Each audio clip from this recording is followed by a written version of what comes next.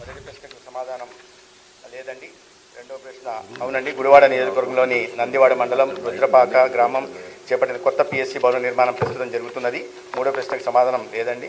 4 గుడివాడ నియోజకవర్గంలో 5 పిఎస్సీలు ఉన్నాయి. అవి గుడివాడ మండలం మోటూరు గ్రామంలోని పిఎస్సి, గుడ్లవల్లేరు మండలం పిఎస్సి, గుడ్లవేలేరు గ్రామంలోని పిఎస్సి, గుడ్లవల్లేరు మండలం కౌతవరం గ్రామంలోని పిఎస్సి, నందివాడ మండలం అదేవిధంగా రామాపురం పిఎస్సీలు ఉన్నాయి.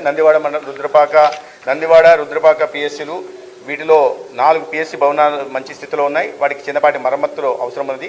వాటి నిబంధనల ప్రకారం నిర్వహించడం అవుతుంది. గుడివాడలో నందివాడ మండలంలోని రుద్రపాక గ్రామం వద్ద ఒక కొత్త ప్రాథమిక ఆరోగ్య కేంద్ర భవనం నిర్మాణంలో ఉంది.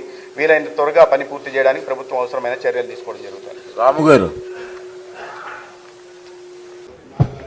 94 లక్షలతో పని మొదలైంది అధ్యక్ష. దాదాపు 54 లక్షలు ఖర్చు కూడా పెట్టడం జరిగింది. మిగిలిన పనులు కూడా పూర్తి చేయడం జరుగుతుంది. అయితే మోటూరు, గుడ్లవల్లేరు, కౌతవరం, రామాపురంలో ఈ చిన్న పనుల కోసం, రిపేర్ పనుల కోసం 5 సార్లు టెండర్ పిలవడం జరిగింది అధ్యక్ష.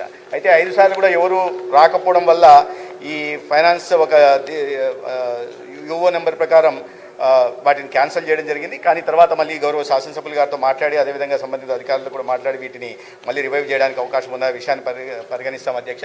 అయితే ఈ గుడివాడ నియోజకవర్గానికి సంబంధించి 2 బ్లాక్ పబ్లిక్ హెల్త్ యూనిట్లు ఒక్కొక్కటి 50 లక్షల రూపాయలతో మంజూరు చేయడం జరిగింది అధ్యక్ష. అదేవిధంగా వారి దీనికోసం చెప్తున్నాను, 26 ఆయుష్మాన్ ఆరోగ్య మందిర్లు అవి ఏవైతే విలేజ్ హెల్త్ క్లినిక్లు కేంద్ర ప్రభుత్వం మంజూరు చేస్తే వాటిని గత ప్రభుత్వం అర్ధాంతరంగా ఆపేసిందో, అనేక వివిధ దశల్లో ఆపేసిందో, వాటిని పూర్తి చేయడం కోసం కూడా బీపీహెచ్యూలు అదేవిధంగా విలేజ్ హెల్త్ క్లినిక్లు పూర్తి చేయడం కోసం కూడా ఇటీవలనే 7,88,00,000 కూడా మంజూరు చేయడం గౌరవ శాసనసభ్యులు గారి దృష్టికి తీసుకొస్తున్నా.